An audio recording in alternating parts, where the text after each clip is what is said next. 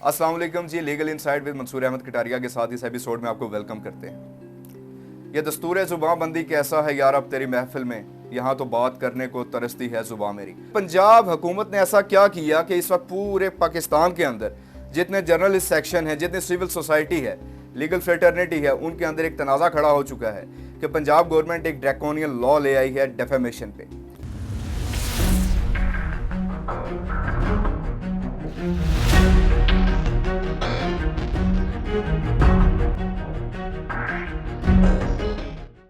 इससे पहले डेफेमेशन को section 509 of the Pakistan penal code deal कर रहा था। उसके मुताबिक ये था कि अगर बाय जेस्चर, बाय सिग्नल किसी को ये महसूस हो कि उसके खिलाफ उसके बारे में डेफेमेशन की जा रही है तो वो दूसरे बंदे को सू कर सकता था और क्रिमिनल लायबिलिटी थी उस बंदे पे। लेकिन अब जो डेफेमेशन का बिल पाकिस्तान के अंदर पंजाब गवर्नमेंट ने लाया है उसके अंदर हालात यकसर मुख्तलिफ हैं, क्योंकि इसके अंदर पंजाब गवर्नमेंट ने जितने भी डिजिटल प्लेटफॉर्म्स हैं, जिसमें आपका इंस्टाग्राम, आपका ट्विटर, आपका फेसबुक, आपका व्हाट्सएप, जो भी है वो इसकी जद में आ चुका है। आप कोई भी एक मैसेज करते हैं और कोई भी शख्स ये क्लेम कर देता है कि भाई इसने मेरे खिलाफ डेफेमेशन की है, तो आपको इस ट्रिब्यूनल में पेश होना पड़ेगा जो इस बिल के तहत बनाया जाएगा। अच्छा, डेफेमेशन है क्या? आप रोज़मर्रा की ज़िंदगी में कहते होंगे या सुनते होंगे कि यार तूने तो मेरी इज्जत उछाल दी। अब ये इज्जत उछालना डेफेमेशन के ज़िम्मे में आता है, या उर्दू में इसे सलीस उर्दू में आप कह सकते हैं हेतक इज्जत। अब इसको कंट्रोल करने के लिए पंजाब गवर्नमेंट ने जो बिल लाया है उसे मुतअद्दिद हल्के ड्रैकोनियन लॉ कह रहे हैं, क्योंकि इसके अंदर जो डेफिनेशंस हैं उसमें इंस्टाग्राम, ट्विटर, फेसबुक और व्हाट्सएप का भी जिक्र है।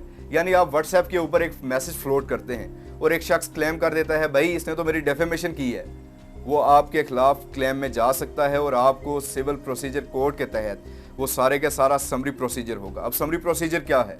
यानी 6 माह के अंदर वो सारी कार्रवाई मुकम्मल होगी। लेकिन इस कोड के तहत 60 दिन का उन्होंने दौरानिया दिया है जिसके अंदर वो शख्स क्लेम ला सकता है और फिर फौरी तौर पे जो ट्रिब्यूनल है वो उसे डिस्पोज ऑफ करेगा। पाकिस्तान के अंदर ऐसे लॉज की तारीख आज की नहीं, बिफोर पार्टीशन जब यहाँ पे ब्रिटिश आप पे रूल कर रहे थे, यहाँ पे रूल कर रहे थे, कॉलोनियल दौर से है। आप 1878 का वर्नाकुलर प्रेस एक्ट पढ़ लें। अब उस एक्ट के तहत क्या था कि आपकी प्रेस को, आपकी फ्रीडम ऑफ एक्सप्रेशन को कब किया गया था। आज वही बात, वही काम पंजाब हुकूमत भी कर रही है, लेकिन मुख्तलिफ अंदाज में कर रही है। और पंजाब गवर्नमेंट के कई जिम्मेदारान ये बात भी कर रहे हैं कि हम मिस इन्फॉर्मेशन को या डिस इन्फॉर्मेशन को कब करने के लिए कर रहे हैं, जबकि हकीकतन ऐसी बात हरगिज़ नहीं है। क्योंकि इस बिल को एक सरसरी निगाह से भी पढ़ा जाए तो एक बड़ी आर्बिट्रेरीनेस इससे ज़ाहिर होती है जो फेयर ट्रायल या फेयर प्रोसेस से बिल्कुल ही जुदा है। अब पाकिस्तान के अंदर जितनी सहाफ़ी बरादरी थी उसने सबसे ज़्यादा कंसर्न शो किया और एक बड़ा तनाज़ा, एक बड़ा बोन ऑफ कॉन्टेंशन भी बना रहा और उन्होंने कई तजावीज़ भी दी कि इसके अंदर ये फ़लाँ चीज़ अमेंड कर दी जाए। लेकिन पंजाब गवर्नमेंट बज़िद थी कि जूँ का तूँ ही पास किया जाए।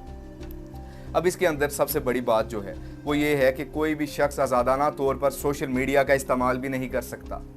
उसकी वजह यह है कि क्या पता किसके ऊपर सॉर्ट ऑफ डेमोक्रेसी लटक रही हो, किसके ऊपर वो तलवार है जो डेफेमेशन बिल की वो लटक रही हो।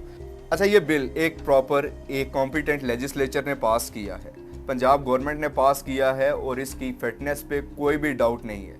लेकिन कॉन्स्टिट्यूशन के हवाले से जो आर्टिकल 19 जो एक पब्लिक को, एक कॉमनर को एक मैंडेट देता है फ्रीडम ऑफ स्पीच और फ्रीडम ऑफ एक्सप्रेशन का, और यहाँ हमें कहीं ना कहीं ये महसूस हो रहा है कि फ्रीडम ऑफ एक्सप्रेशन वायलेट हो रही है और इस बिल के तहत हो रही है। खैर देखते हैं, लेट्स सी क्या बनता है। The matter is still in the court of the committee and let's see कि whether the governor assents to it और नॉट। अच्छा, ये बिल जो ही अब लॉ की तरफ जाएगा या एक्ट बनेगा तो अब आपने क्या करना है? आपने सोशल मीडिया बहुत सोच समझ कर इस्तेमाल करना है, क्योंकि कई ऐसे लोग भी होते हैं, 99% ऐसी लिटिगेशन होनी है जो हम लीगल कम्युनिटी में अक्सर देखते हैं, जिसका मकसद सिर्फ ये होगा कि अपने अपोनेंट को जिच किया जाए।